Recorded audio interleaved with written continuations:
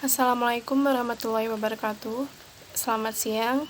Perkenalkan, nama saya Rema Denovita Putri dari kelas 12 OTKP. Di sini saya akan mempresentasikan tugas Sarpras, yaitu tentang pengadaan sarana dan prasarana. Baik, di sini saya akan membacakan dahulu apa itu pengadaan sarana dan prasarana.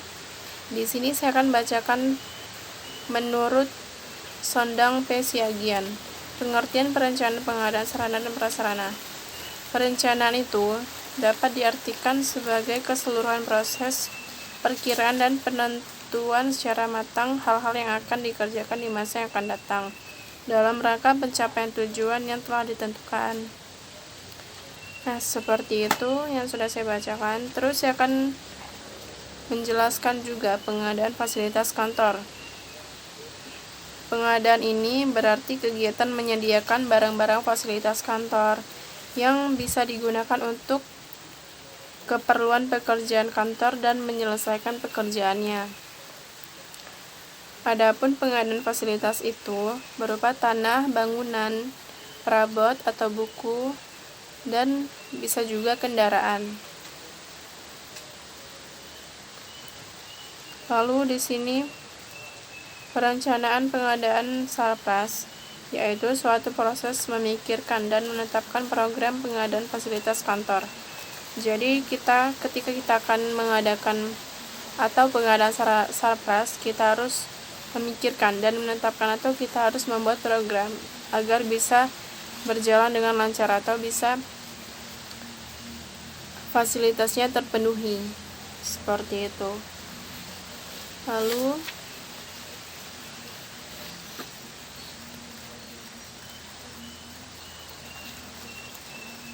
Lalu saya akan menjelaskan juga langkah-langkah perencanaan pengadaan Sarpras, sarana dan prasarana.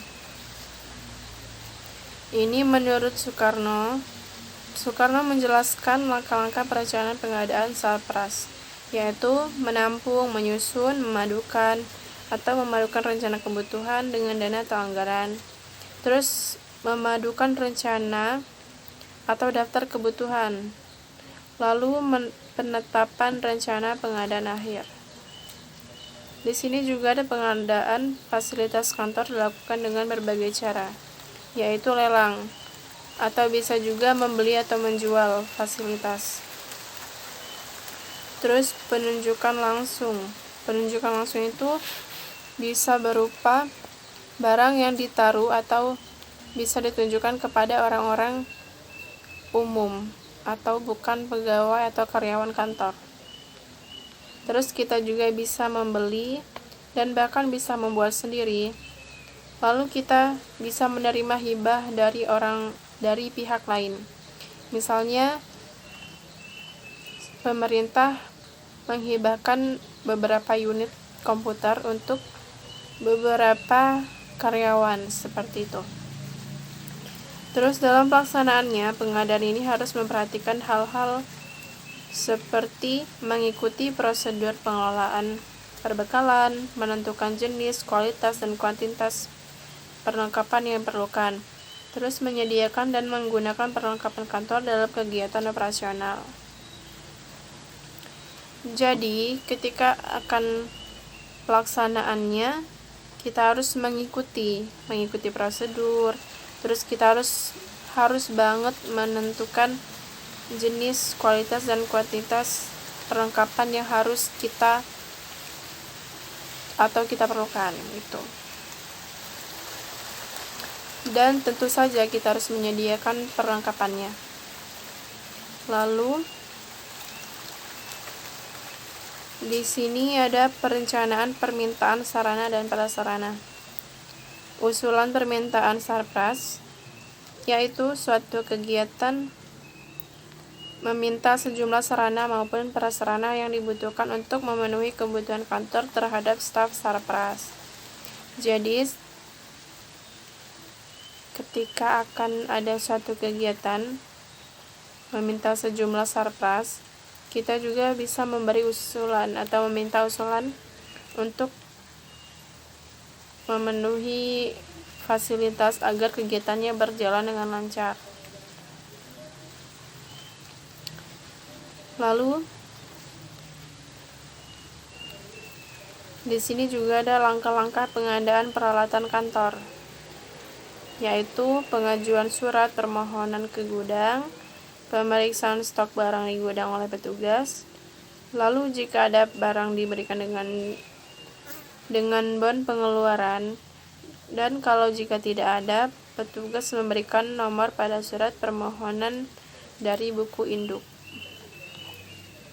Lalu di sini juga ada tata cara dalam permintaan sarpras kantor atau sarana dan prasarana kantor. Ini juga bisa lakukan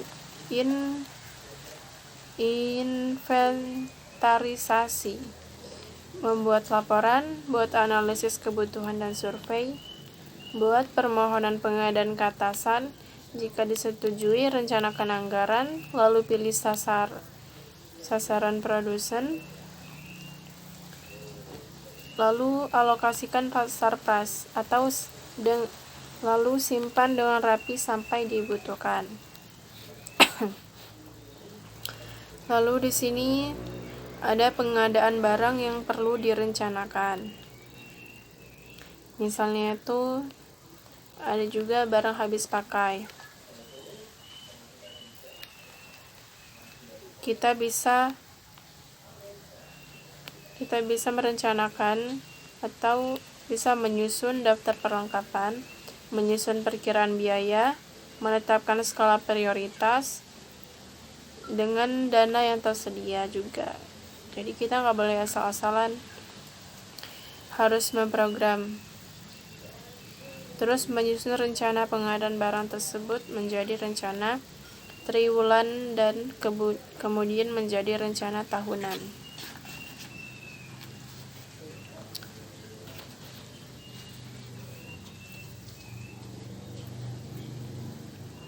Nah, ini barang habis pakai, yaitu peralatan yang sebentar masa pakainya.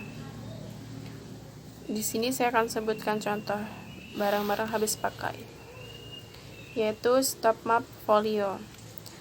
Stop map folio itu map yang terdapat daun penutup pada setiap sisinya. Daun penutup ini berfungsi untuk menopang surat yang ada di dalamnya agar tidak jatuh. Dan pada umumnya, stop map folio digunakan untuk menyimpan arsip yang sudah inaktif, di mana map yang berisi kumpulan arsip ini dibendel atau diikat dengan menggunakan tali. Lalu di sini juga ada snail hektar atau map surat memakai jepitan, yaitu suatu lipatan dengan kawat penjepit di tengahnya yang digunakan untuk menyimpan surat-surat juga atau warkat-warkat yang telah diproses. Lalu ada ordner, yaitu alat yang dipergunakan untuk menyimpan dokumen atau surat yang telah diproses, dan umumnya surat-surat penting yang pada suatu saat akan dibutuhkan lagi. Lalu ada jepitan kertas atau paperclip. Ini alat yang terbuat dari logam dan digunakan untuk menyatukan atau mengumpulkan, mengelompokkan surat-surat dan lampiran-lampirannya agar surat tersebut tidak tercecer sehingga tidak hilang. Lalu ada cap tanggal, stapler, buku telepon, buku alamat, pena. Dan terakhir ada bantalan cap untuk mengecap. Lalu ini ada barang tidak habis pakai. Contohnya yaitu komputer, telepon, peralatan mesin lainnya.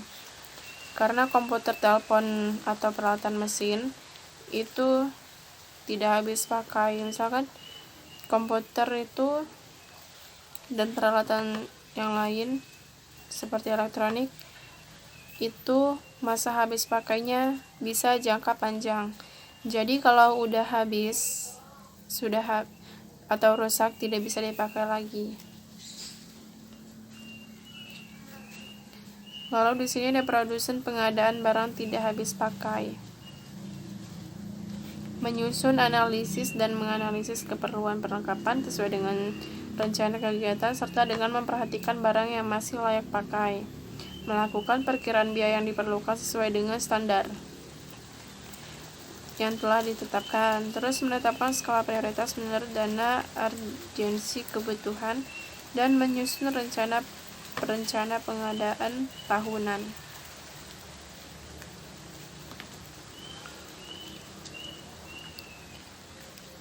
Lalu terakhir ini ada barang tidak bergerak.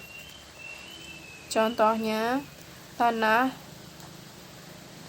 Adapun perencanaan tanah, menyusun rencana pengadaan tanah, mengadakan survei untuk menentukan lokasi tanah, menyediakan survei tahap adanya sarana, lalu mengadakan survei hanya harga di lokasi, mengajukan rencana anggaran kepada satu organisasi yang ditetapkan, baik di daerah maupun pusat, dengan melampirkan data yang disusun dari hasil survei. Lalu ada teknik pengadaan tanah. Ini banyak kendala yang mungkin ditemukan dalam pengadaan tanah, misalnya tanahnya merupakan tanah sengketa.